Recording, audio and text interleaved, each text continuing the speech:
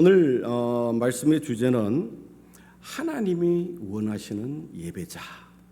하나님이 원하시는 예배자. 우리가 삶을 통해서 구원받은 이후에 우리는 매주마다 그리고 매일의 삶 속에서 예배자로 삽니다. 맞죠? 예배자로 살아가고 있어요. 그런데 여러분이 한번 가만히 생각해 보세요. 내가 드리는 이 모든 예배가 진정 하나님이 받기에 합당한 예배일까? 그래서 종교심으로 왔다 갔다 하는 것은 아닌가? 얼굴을 내밀기 위해서 오는 것은 아닌가? 뭐 이런저런 등등의 생각을 가지고 예배를 올 수 있습니다. 그러나 이런 형태의 예배는 우리가 주님 앞에 가는 그날까지 평생을 해도 어쩌면은 하나님이 받으시는 합당한 예배자는 되지 않을 수도 있다는 사실을 오늘 여러분들이 짧은 시간이지만은 깨닫게 되는 시간이 되기를 바랍니다. 제가 이 성경을 읽고 성경을 연구하면서 발견한 것은 뭐냐면은 성경의 핵심은 이 성경 말씀의 핵심은 하나님께서 창세 이전에 인류를 구원하시겠다는 구원의 계획을 가지고 예수 그리스도를 보내시고 그 다음에 이제 구원받은 그들을 영원한 천국으로 인도하겠다는 그 내용이 성경의 핵심이에요. 그런데 제가 성경을 읽으면서 발견한 것이 있습니다. 그것 못지않게 하나님께서 우리에게 기대하시는 것이 바로 뭐냐? 하나님이 찾으시는 예배자이라는 것입니다. 그래서 요한복음 4장 23절을 보게 되면은 하나님은 오늘도 영과 진리로 예배하는 자를 어떻게 하신다? 찾으신다 그랬어요. 이 말 속에는 어떤 뉘앙스가 있습니까? 오늘 현대인들이 예배라는 그러한 명분을 가지고 모였지만은 많은 사람들이 하나님이 원하시는 예배자의 삶은 어쩌면은 찾기 힘드시니까 하나님이 찾으신다고 하지 않았을까? 그래서 성경에는 정말 하나님 앞에 진정한 예배자를 찾고 계신다는 것입니다. 제가 이제 거창에 살면서 목회를 하고 성도들을 돌보고 설교를 하고 이럴 때는 예배의 소중함을 별로 못 느꼈어요. 아직 못 느꼈다면 좀 이상하지만은 계속해서 예배를 드리고 있기 때문에 예배가 얼마나 귀중한가를 아주 뼈가 저리도록 느끼지를 못했어요. 그래서 아까 우리 조 집사님도 이래 보면 참 이제 나이가 들어가시는 것 같아요. 감정이 풍부하시고 감동을 잘 받으시고. 저도 여러분을 이 예배당 탁 들어오는데 갑자기 가슴이 짠하면서 눈시울이 뜨거워진 거예요. 이 공동체 예배가 이런 하나님 앞에 드리는 함께 드리는 예배가 얼마나 사모했던지 얼마나 기다렸던지. 지난주에는 저희들이 이제 장모님도 계시고 해서 덕소에 가서 예배를 드렸습니다. 오후에 찬양 예배를 드리는데 우리 청소년들이 찬양 예배를 인도해서 거기는 이제 오후에 찬양 예배를 이렇게 인도하는데 그냥 계속 눈물이 흐르는 거예요. 그 찬양 자체가 그 가사 하나하나가 제 마음을 감동시키는데 얼마나 축복된 예배였는지 모릅니다. 지금 여러분이 잘 아신 대로 우리 오정영 자매님이 다리를 수술을 받으시고 거창에서 이제 저희들이 모이는 모임을 아마 8월까지는 하지 못할 것 같습니다. 그래서 저희들이 이제 둘이서 각자 방에서 각자 유튜브로 예배를 하는 거예요. 근데 만족하지를 못해요. 나름 씻고 복장을 갖추고 예배한다고 하지만은 참 아쉬움이 많이 있습니다. 그러다가 어떨 때 한 번씩 이웃에 있는 가까운 큰 교회, 뭐 거기 거창에 커봐야 이제 200명 정도 가까이 300명 모이는 이런 교회를 한번 가서 예배를 드려봅니다. 그런데 굉장히 반갑게 맞이하면서 그 눈길이 이상하게 보는 거예요. 한 번 어느 교회를 갔더니 어떤 분이 자기는 이 교회 여자 전도사라고 이야기하면 자기를 소개한 다음에 우리 부부를 향해서 혹시 신천지나 이단은 아니시죠? 이렇게 얘기하시는 거예요. 그래서 저는 목사이기 때문에 충분히 이해가 됩니다. 그 말 속에 이해는 되지만은 참 묘한 기분이 들었어요. 그 교회는 다시 안 갑니다. 나는 이단이 아니기 때문에 이단 취급받는 게 싫었기 때문에. 어떤 경우에는 새신자반에 이끌려가서 새신자 대우받기도 했어요. 저 문제 안 돼요. 그 교회가 생각하고 그 교회의 룰을 따라서 가는 거니까 저는 문제가 되지 않습니다. 그러면서 제가 깨달은 것이 우리가 함께 같은 믿음을 가지고 공동체를 이루면서 이렇게 예배할 수 있는 교회가 있다는 것. 여러분들에게 바른 말씀을 전해주고 여러분이 슬플 때, 여러분이 기쁠 때, 여러분이 힘들 때, 여러분이 위기에 처했을 때 어떤 경우에는 내 사랑하는 가족보다 더 교회가 여러분을 위해서 중보기도 해주고 여러분을 사랑하는 그 공동체가 얼마나 좋은지 몰라요. 그래서 여러분들 이 교회에서 예배할 수 있고 여러분 주님을 섬길 수 있고 이 공동체가 있다는 거 여러분 감사하셔야 돼요. 제가 아까 친정에 왔더니 재워주고 먹어준다고 하지만은 집 떠나니까 고생이에요. 그래도 시골집 엘리베이터 없는 집이지만은 빨리 집에 가서 쉬고 싶은 생각이에요. 오직이었으면 집 나가면 개고생이라 그랬을까요?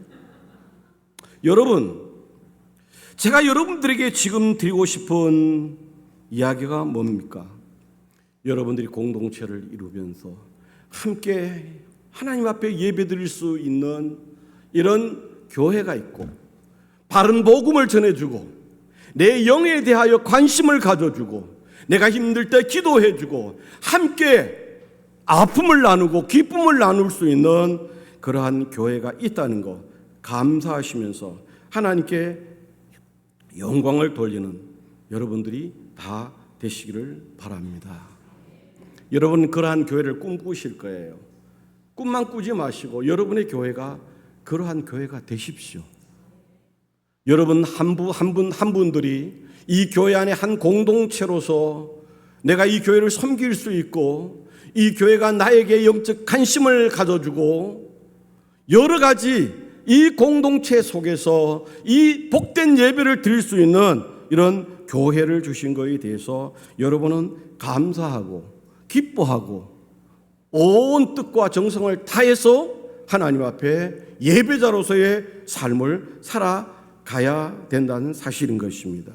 그래서 이 마지막 시대에 여러분들의 교회가 여러분 한 사람 한 사람이 같이 합시다. 하나님이 찾으시는 예배자가 되자. 아멘. 아멘은 그냥 하시면 안 돼요. 아멘은 내가 그렇게 하겠다는 거예요.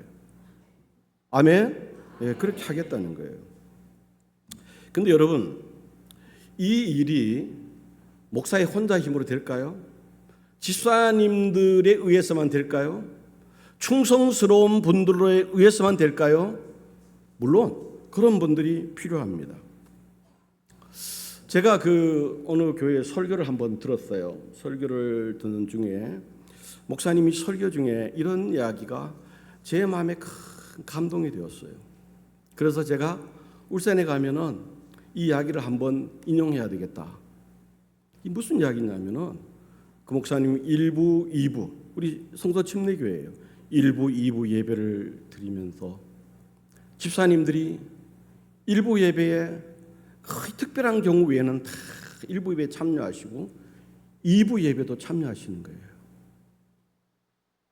그런데 집사님들 또 성도들이 예배 전에 일찍 와서 카페에서 차 마시고 대화하는 것이 아니라 구석구석에서 하나님이 오늘 예배를 축복해 주시도록 말씀을 선포하는 목사님의 그 말씀의 영역이 드러나도록 곳곳에서 마치 산속의 사자가 배고픔에 굶주림에 응얼거리는 그 소리와 같이 곳곳에서 기도가 들린다는 거예요.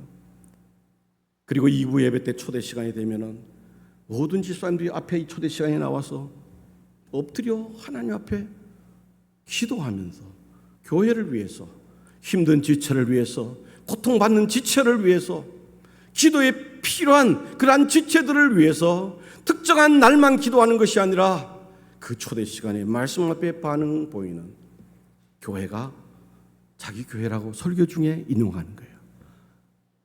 감동이 되시나요? 예. 우리가 예배라고 하는 것은 그저 말로만, 이론으로만, 생각으로만 하는 것이 아니라 예배자가 돼야 돼요. 예배자가 돼야 된다. 저는 울산교회 우리 집사님들 또 사랑하는 성도들에게 도전합니다. 여러분도 이런 교회를 꿈꾸면서 예배를 위해서, 말씀을 전하는 우리 목회자를 위해서, 우리의 필요한 기도가 필요한 지체들을 위해서 영혼이 구원받고 이 시대에 하나님이 찾으시는 교회가 될 수 있도록 여러분이 기도하는 교회가 되기를 바랍니다. 기독교 100년사라고 하는 책을 읽어보면은 한국 교회의 부흥의 씨앗은 어디서부터 생겼냐면은 그 당시에 목사, 장로, 지도자들이 하나님 앞에 죄를 회개하고 하나님 앞에 온 마음을 다해서 기도할 때 한국 기독교의 오늘의 역사를 만들어냈다는 거예요. 여러분 얼마나 놀랍습니까? 우리는 어떻게 해야 할지. 그래서 저는 오늘 기본적이고 또 우리가 수없이 예배를 드리고 있지만은 내가 참 하나님 앞에 참된 예배자로서의 삶을 살았는가, 우리 자신을 돌아보는 그러한 시간이 되기를 바랍니다. 아멘이 많이 죽었다, 그죠? 옛날하고. 오늘 설교의 결론입니다. 오늘 주제는 하나입니다.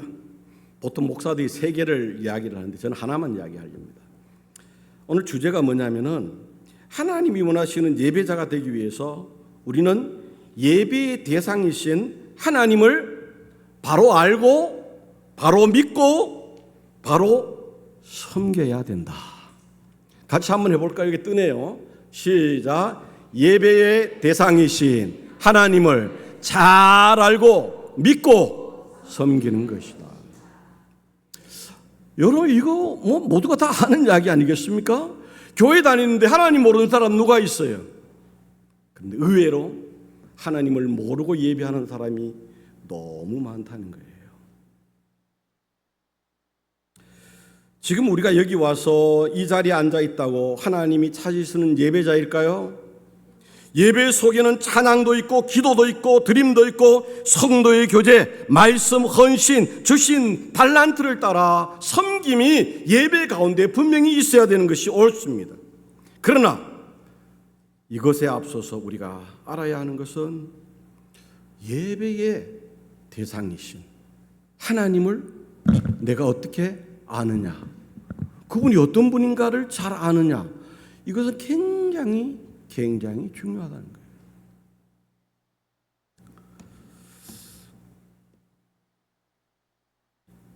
저는 지금 울산교회를 이렇게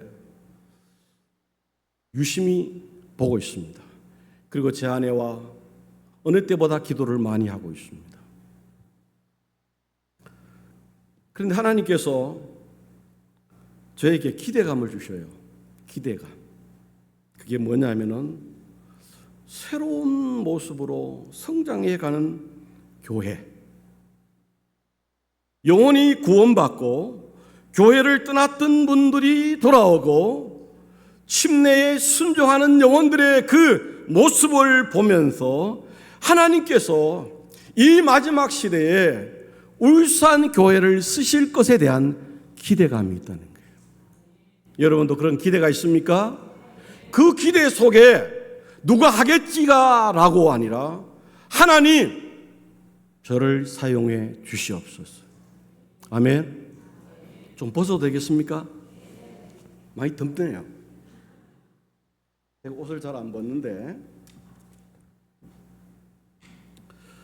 여러분 이 일은 어떤 특정한 사람만의 일이 아니라는 것입니다. 온 교회가 함께 힘써야 되는 거고 함께 해야 될 일이 바로 이 일이라는 것입니다. 그래서 여러분들이 이런 예배자가 되기를 바랍니다. 오늘 본문에 보니까 바울이 뭐라고 말씀했습니까?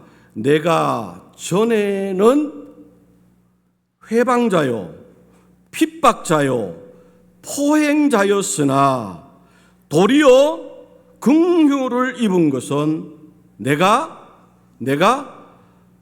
믿지 아니할 때에 알지 못하고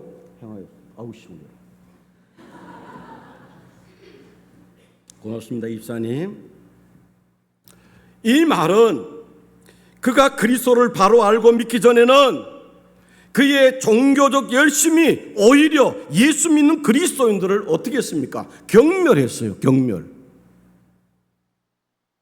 저들을 핍박하고 잡아서 투옥하는 일에 열심히 했다는 거예요. 바울에게 그것이 바로 뭐냐면은 하나님을 잘 섬기는 것으로 알았다는 거예요. 근데 잘못 알았죠. 잘못 알았다는 것입니다. 이 말은 그가 그리스도를 바로 알고 믿기 전에는 그의 종교적 열심이 오히려 예수 믿는 그리스도인들을 경멸하는 일에 앞장을 섰다는 거예요. 저들을 핍박하고 잡아서 감옥에 투옥하는데 열심히 했다는 거예요. 사도행전 8장 3절에 보면은 사울이 교회를 진멸할 때 각 집에 들어가 남녀를 끌어다가 옥에 가두었다 그랬습니다. 바울이 열심은 있었는데 하나님을 잘 모르니까 그렇게 하는 것이 하나님을 잘 섬기는 것이라고 생각했다는 거예요. 얼마나 이거 비극입니까? 철저한 유대주의자로서 예수님을 바로 알기 전에는 하나님에 대한 그의 무지가 오히려 예수 믿는 그리스도인들을 핍박하고 탄압하는 일에 앞장섰다는 거예요. 오늘날 이 현대 교회 안에 이러한 무리들이 있을 수 있어요. 열심히 합니다. 충성합니다. 하나님 앞에 헌금도 많이 드립니다. 그러나 그 속에 하나님에 대한 무지가 오히려 하나님의 교회를 핍박하고 어렵게 만들고 시험에 빠지게 하는 경우들이 있을 수 있다는 거예요. 이러한 예배자가 우리가 되어서는 안 된다는 것입니다. 아멘입니까? 자, 유대인들이 예수님을 십자가에 못 박은 것은 왜 유대인들이 예수님을 십자가에 못 박았을까요? 누가복음 23장 34절에 보니까 예수께서 이르시되 아버지 저들을 사하여 주옵소서. 자기가 하는 일을 어떻게 해요? 알지 못합니다. 그들이 예수 그리스도를 십자가에 못 박았던 이유는 그분이 어떤 분인지 예수님에 대한 지식이 있었다면 그분을 결코 십자가에 못 박지 않았을 것입니다.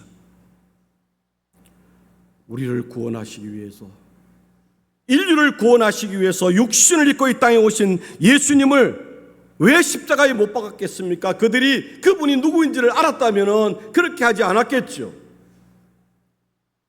사울이 예수님을 잘 몰랐기 때문에 초대교회 충성스러운 스데반 집사님을 돌로 쳐서 죽이는 일에 앞장서지 않았습니까? 잘 몰랐기 때문에. 그랬던 사울이 어느 날 예수 그리스도를 제대로 만나죠. 예수 그리스도를 제대로 알게 되죠.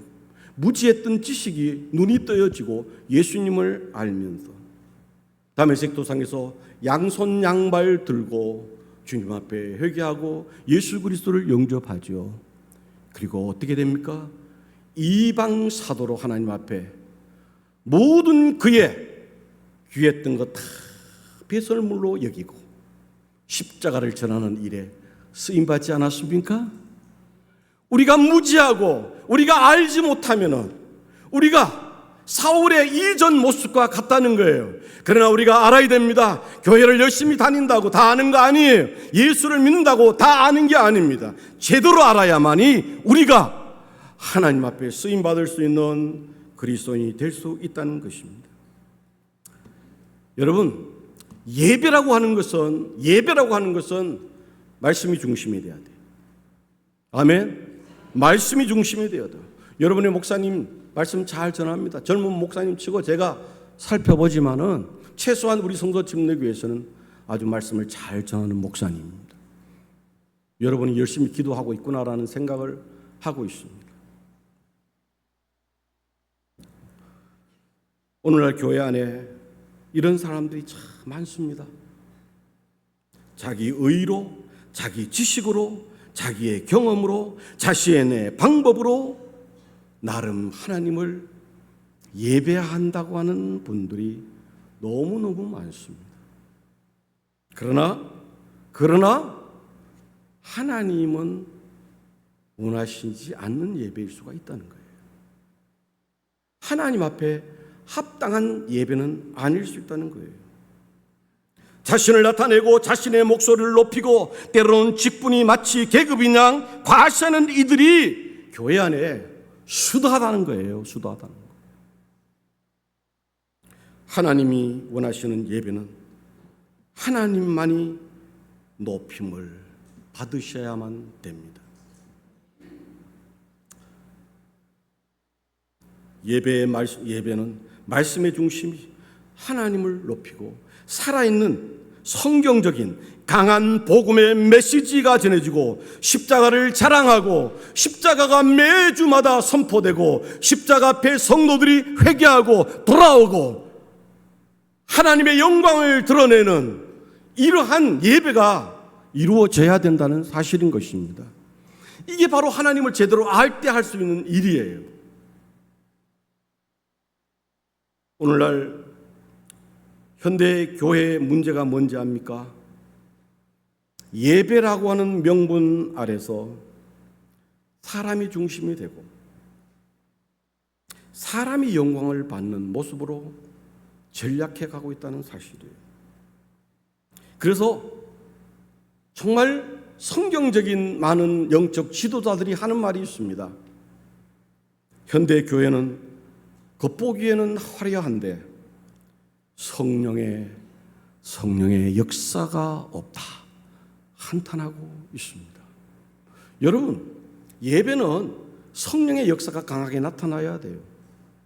하나님의 말씀이 선포될 때 죄를 회개하고 구원받고 한 주간의 삶을 통해서 하나님 앞에 자백해야 될 것들을 눈물을 흘리며 자백하고 이 초대 시간 앞에 나와서 새로운 결단과 결심이 있을 때 우리가 이 세상 속에서 바른 믿음을 가지고 하나님이 원하시는 예배자로서의 삶을 살아갈 수 있다는 거예요.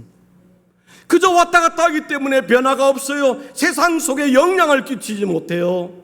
우리 주님께서 복음서를 통해서 산상설교 중에 너희는 세상의 빛이 되고 너희는 세상의 소금이 되라고 아무리 외쳐도 우리 그리스도인 세상 속에 빛도 소금도 되지 못하고 너가 믿는 예수라면 나는 믿을 마음이 없다.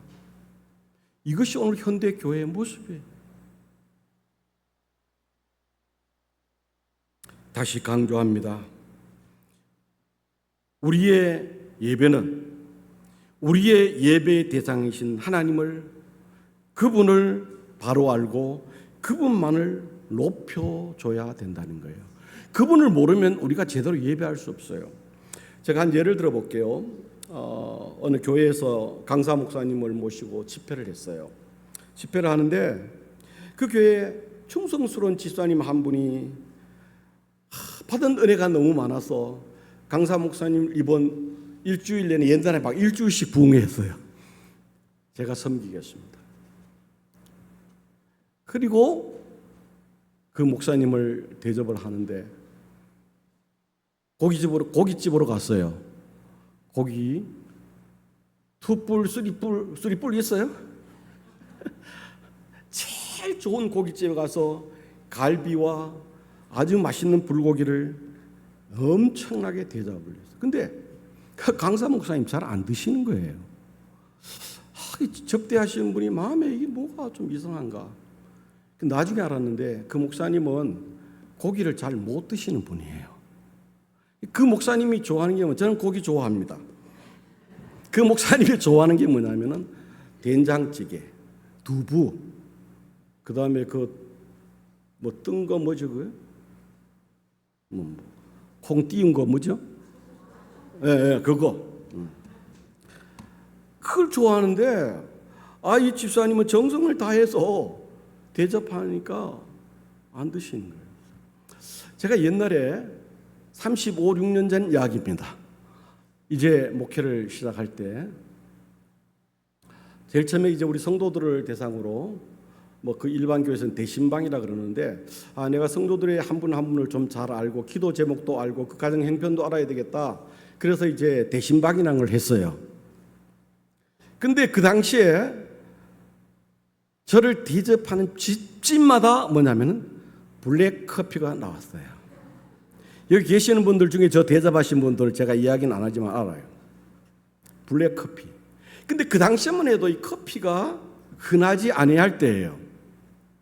그런데 누가 소문을 냈는지 목사님이 커피를 좋아하신더라. 그때 지금 그 가루로 된 커피 맥심인가 하고 알로 된 그 커피 있어요. 커피잔에다가 내가 생각에는 커피를 반 정도는 탄 것 같아요. 그리고 설탕도 거의 반. 그래서 제가 이렇게 커피를 스푼으로 이래 하니까 마치 조청이 커피를 주는 거예요. 지금 같으면 제가 그랬겠죠. 제가 앞집에서 커피를 마셨습니다. 그리고 커피 좀 따뜻한 물을 좀 주시겠습니까? 연하게 먹고 싶습니다. 그렇게 이야기했을 때인데 그 당시의 문화는 성도들 집에 가면 목사는 무조건 먹어야 돼요. 그래서 하루 종일 하루 신방을 하고 돌아오면 밤새도록 화장실 왔다 갔다 하고 그랬던 기억이 납니다.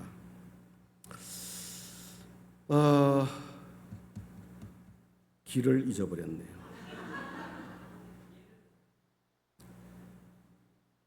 자, 무슨 이야기를 드리려고 하냐면은 두 분이 커피를 대접했던 고기를 대접했던 그분에게는 아무런 문제가 있는 게 아니에요. 중요한 것은 그분을 잘 알아야 된다는 거예요. 그렇죠?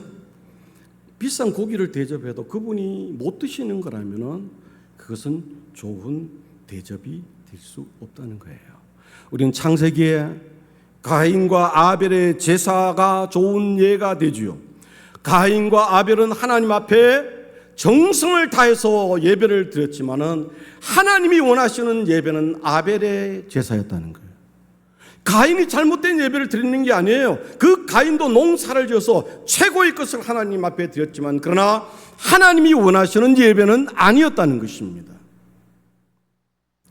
앞서서 제가 드린 충성스러운 집사님의 대접과 커피를 대접하는 성도들 그 자체에는 아무런 문제가 없습니다. 그럼 무엇이 문제입니까? 잘 몰랐다는 거예요. 잘 몰랐다는 거예요. 갑자기 이솝 이야기가 생각이 나는데 두루미야 여우인가요? 네, 그 대접하는 거 아시죠? 그 설명을 제가 안 드릴게요. 서로를 모르게 되면은 이러한 일을 저지를 수가 있다는 거예요. 여러분, 하나님을 잘 알지 못하는데 어떻게 우리가 하나님을 제대로 알 수 있습니까? 내가 지금 여러분들에게 한 분을 정해서 하나님에 대해서 여러분 설명해 보세요 하면은 하나님에 대해서 이 성경적이고 여러분들이 믿고 있는 하나님에 대하여 제대로 대답할 분들이 많으리라 믿습니다.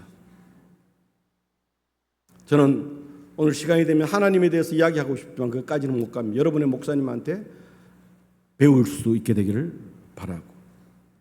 호세아 4장 6절을 보면은 내 백성이 지식이 없으므로 망한다 그랬습니다. 무슨 지식입니까?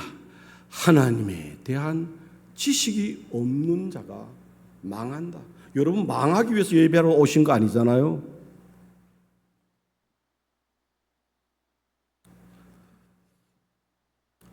구약 성경 속에 몇 명의 대표적인 하나님의 사람들의 예를 한번 들어보겠습니다.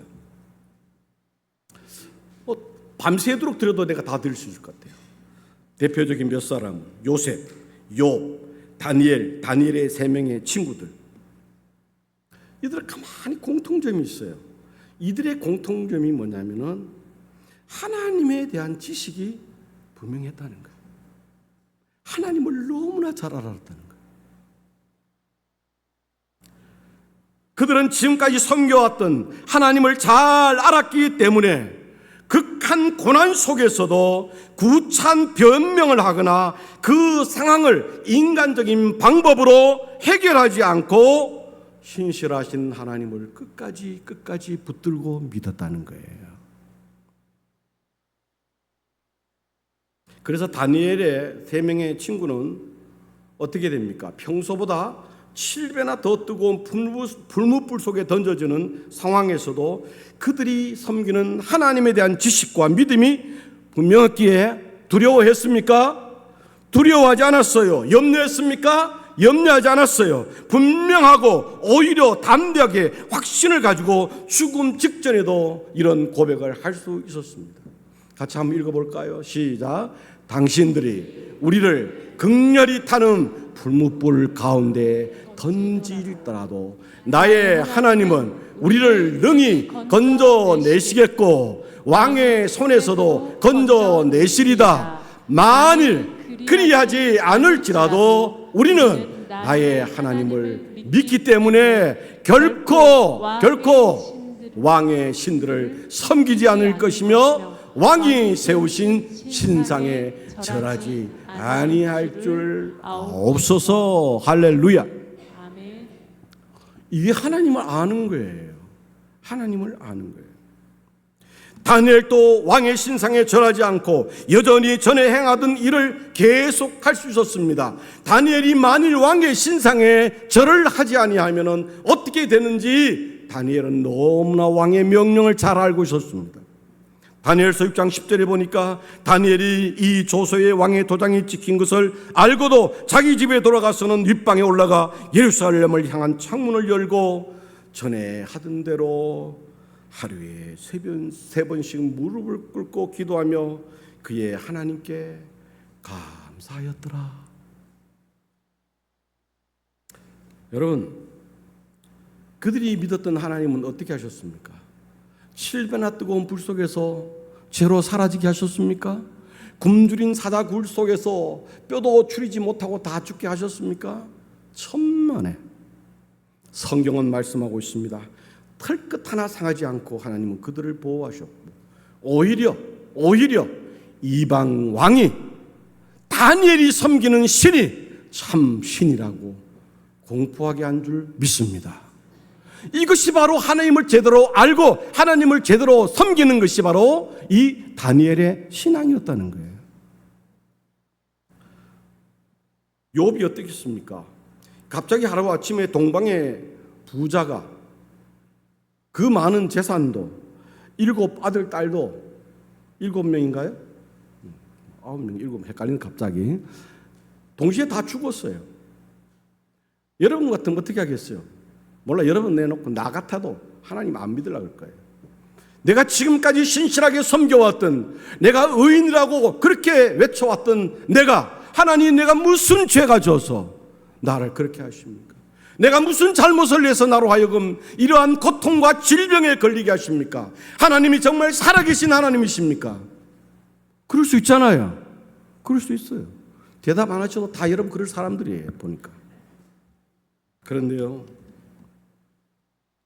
제발 이런 아내 되지 마세요. 아내가 뭐라고 했습니까? 여보, 하나님 욕하고 나가 죽어라. 아내는 같이 동반자로서 위로하고 함께해야 됐음에도 불구하고 그는 고백합니다. 욥기서 여러분이 잘 아시는 대로 1장 21절 22절에 보니까 나의 삶의 모든 것을 주신 분도 하나님이시고 가져가신 분도 하나님이시다. 그분이 주인이시니까 가져가시는 것도 마땅한 것이 아니겠느냐 고백하면서 어리석게 하나님을 원망하지 않고 오히려 하나님을 찬양했다 그랬습니다. 이것이 뭡니까? 하나님을 제대로 아는 거예요. 어떻게 됩니까?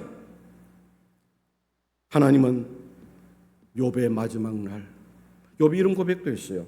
욥기서 23장 10절에 보니까 나의 가는 길을 그가 아시나니 그가 나를 단련하신 후에는 내가 정금같이 나오리다. 이 말 속에는 나의 하나님은 실수하지 않은 하나님이시에요. 내가 어떤 고난 속에 있어도, 내가 어떤 핍박이 있어도 나의 하나님은 한 번도 실수하지 아니하시고 그 일을 이루시는 생명의 주님이시여. 내가 어느 날 이 고난의 통로를 지나고 정금같이 나올 거야. 어떻게 됐습니까? 욥기서 42장 10절에 보니까, 하반절에 보니까 욥에게 그전 소유보다 갑절이나 주신지라. 할렐루야. 갑절이나 주신지라. 만일 욥이 그 하나님을 원망하고 하나님을 신뢰하지 아니하고 그 하나님을 떠났더라면 그러한 축복이 그에게 없었을 것입니다. 욥은 친구들의 비난과 아내의 저주와 여러 가지 어려운 고통, 자신이 너무너무 힘들어서 왜 하나님 나를 이 땅에 보내주셨고 나를 이 땅에 태어나게 하셨습니까? 라고 그 아픔을 이야기할 정도로 힘들었습니다.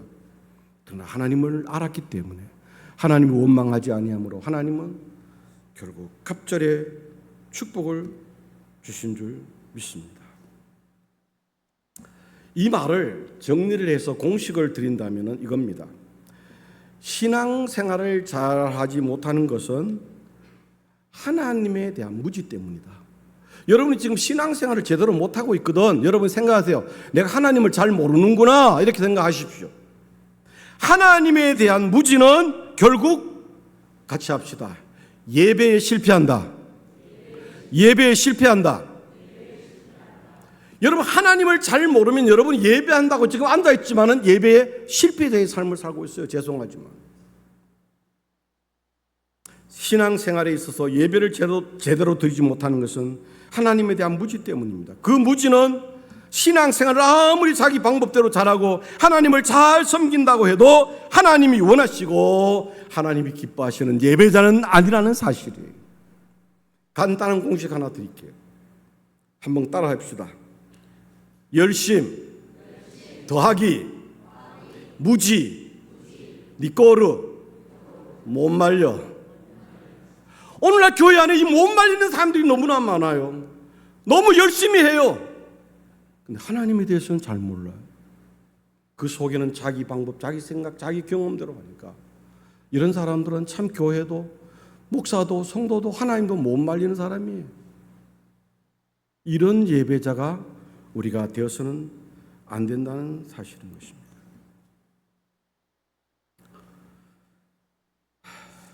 정리를 하겠습니다. 제가 울산을 은퇴하고 울산교회에서 중앙교회에 가서 한 10여 년 사역을 했습니다. 참 제일 처음에는 제가 하나님 왜 이러시지? 하나님 왜 이러시지? 그런 생각이 참 많이 들었어요. 중앙교회에서 참 많이 힘들었거든요. 오늘 제가 보니까 머리가 이거 조금 허해졌더라고요. 이 울산교회에서는 여러분이 잘 섬기시니까 머리가 안 헤어지는데 울산교회에서 중앙교회 가서 머리가 이렇게 휘어졌어요. 그리고 이제 또 하나님이 한 번도 제가 태어나기는 시골에서 태어났지만은 한 번도 시골 생활을 해보지 않은 나에게 거창으로 몰아가시더라고요. 거창에 가니까 기가 막힌 거예요. 문화충격 저는 많이 들었는데 그게 뭔 말인지 몰랐어요. 거기 가서 문화충격을 알았어요. 갈 데가 없어요.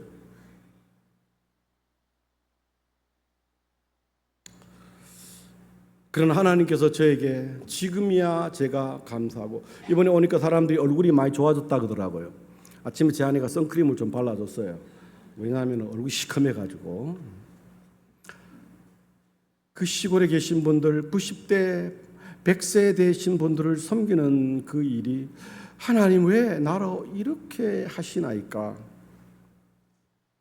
그런데요, 그분들이 복음을 통해서 예수님 만나고, 얼마 전에도 지금은 저희들이 가서 예배는 못하고 제 아내하고 주일날 집집마다 찾아가서 할아버지 할머니에게 손잡고 기도해드리고 다시 복음을 재확인시키고 뭐 간식을 사가서 이렇게 시원한 걸 대접하고 이렇게.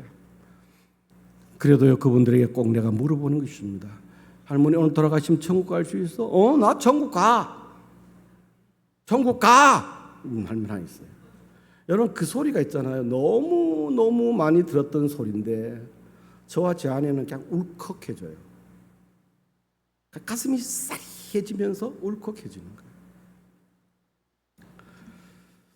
그래서 지금 깨닫는 것이, 하나님이 나를 하나님의 종으로 불렀기에 끝까지 이 길을 가라고 나를 쓰시는구나, 그렇게 생각을 하며 지금은 감사하고 있습니다. 제가 이제 이 사역을 한다는 소문이 그 동네에 거창한 인구가 한 5만 5천밖에 안 돼요. 한 집만 알면 10집을 다 알게 돼요. 다 서로 연결돼요. 그래서 제가 이제 이 사역을 한다고 하는 이야기를 시골의 원로 목사님이 또 들었어요. 듣고 저를 어느 날 찾아왔어요. 목사님, 저도 그 좀 배우고 우리 동네에도 좀 하고 싶은데 좀 알려주세요. 그래서 지금은 제가 8월까지는 아마 휴식을 좀 쉬었다가 9월부터 시작할 겁니다, 이렇게 이야기했더니 그 목사님 오셔가지고 하여튼 9월 되면 꼭 불러주세요. 목사님 하시는 거 제가 배우고 싶어요. 그러면서 하시는 말이, 자기가 이침을, 우리 윤정미 자매 옛날에 이침 하셨죠. 이침을 공부를 했대요. 그래서 동네 사람들에게 이침을 가지고 봉사한대요. 우리 동네 와서 목사님 말씀 전하고 제가 이침으로 동네를 돕겠습니다. 얼마나 감사한지 지금이야 깨닫게 됩니다. 사랑하는 여러분, 우리가 평생을 살아오면서 하나님을 예배하는 자로서 여러분은 어떤 예배자이시나요? 정말 하나님을 제대로 알고 예배하시는가요? 그저 예배 왔다 갔다 하는 그런 신앙, 백날을 해도 물론 필요해요. 그러다가 하나님을 제대로 알 수도 있지만은, 그러나 그것보다 더 하나님을 바로 알고 바로 믿고 바른 주님이 기뻐하시는 신앙의 삶을 살아가는 여러분들이 되기를 바랍니다. 기도하시겠습니다. 반주자 나와서 조용히 511장 내 구주 예수를 반주해 주시겠습니다.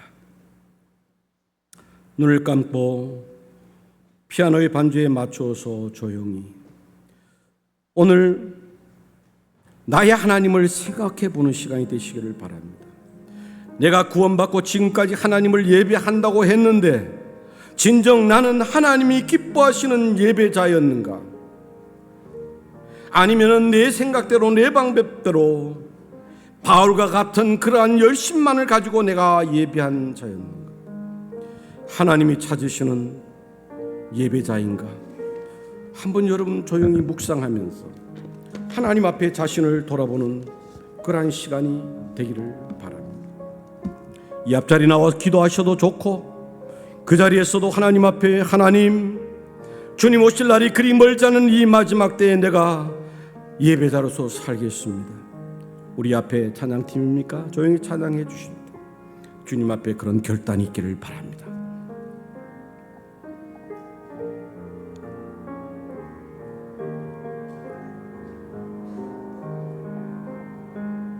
내 구주 예수를 더욱 사랑 엎드려 비는 말 들으소서.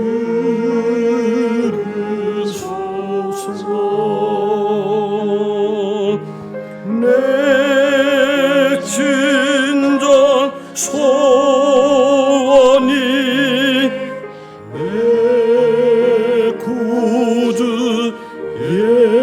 예수를 더욱 사랑 더욱 사랑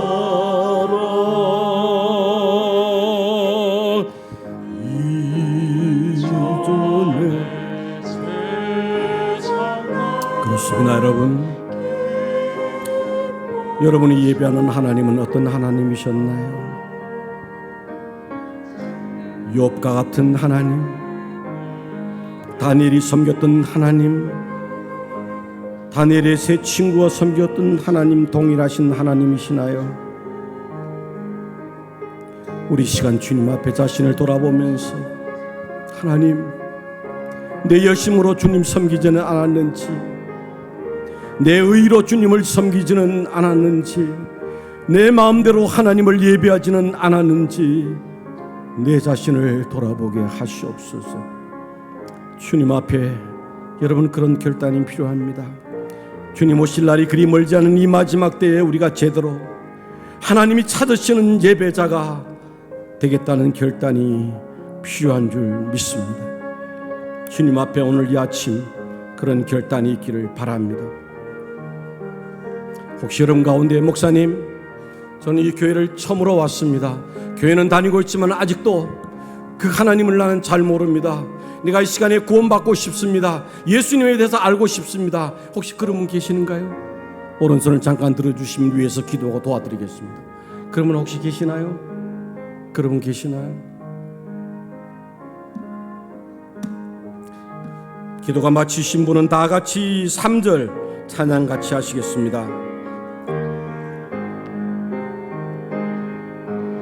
이 세상 정할 때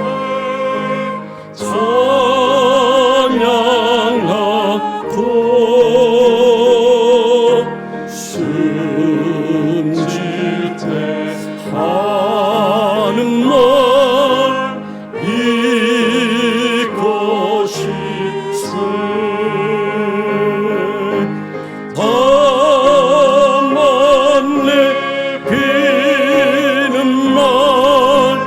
내 구주 예수를 더욱 사랑, 더욱 사랑. 다만 내 비는 말, 다만 내